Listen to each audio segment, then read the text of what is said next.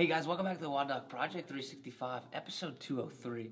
Today what we're doing is piggybacking back onto Monday's episode 201 where we talked about symmetry, and we talked about the symmetry of lateral flexion. Here's the reason why we care about it, just to take home points in case you missed Monday's episode.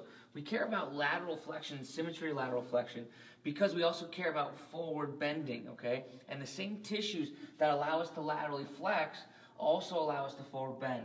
So if we had a large asymmetry between laterally flexing to the left and right, we would also probably, likely, okay, be adding additional pressure to one of the tissues, whichever one of those would shorten, was proved to be shortened or tested to be shortened as we bend forward.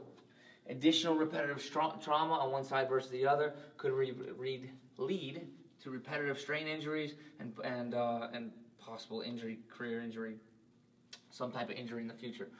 Injury, that's what we're talking about. So, remember when we talked about how we were going to test it? And the way that we did that, right now I'm going to test my right side. If I was going to test my right side for left lateral flexion, I'd be testing this right lateral chain. So what I would do is I'd set up with my left leg forward. I'd take my right arm, I would grab the side of the wall, okay? I would try to keep myself in this lateral plane, okay? They call this the frontal plane. Right? I try to keep myself perfectly into this frontal plane and reach down as far as I could. Say when I tested that, okay, in this case I would switch my legs and come down this way. Say when I tested that, my right side showed up short. Okay, if that happened, of course I would go upstream to the lat. Absolutely. But a lot of times what people forget is starting downstream into the lateral hip flexor glute med region, and when they do this, you have to realize that shortening in this region here will affect the way that my torso can go because they're all supported together, right? This supports this. If this becomes tight, this will give us a false shortening of up here. So here's what we're going to do.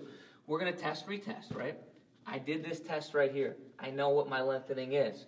I'm going to go ahead. I'm going to get on my foam roller. I'm going to prepare my tissue to be mobilized, all right? So all I'm going to do is my lateral hip flexor TFL type mobilization, right? Where I would spend 2 to 4 minutes rolling all the way up and down here. Make sure that I spend a lot of time between here and here because that's where most of the meat is, right? Once I do that, once I prepared the tissue, I'm going to move to the other side of the doorway, okay? So the way that you remember this is that if I was up here and I tested lateral flexion this way, and this is the side that was short, for me to now do this and mobilize the tissue, I'm going to go down onto the knee that was the short side, okay? In this case, the lateral side. What I'm going to do then is I'm just going to support myself against the wall, right side. I'm going to take my left hip like I'm hitchhiking, okay? I'm just going to drive myself over to the side, right? So I want to laterally translate, okay, not dip down. I want to laterally translate like such. Laterally translate like such. The wall supports me so I can kind of shoot this side over. Why do I flex the knee? Why do I get on the knee? Because it eats up all that additional tension or eats up all that additional slack that would be caused with the lateral hip flexors, okay? So that's why I'm on my knee. One more time.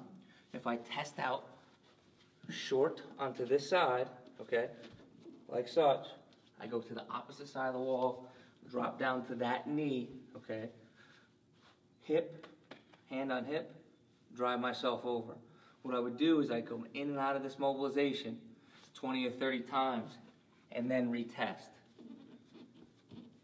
Did I make it down any farther? Did I make it down any farther?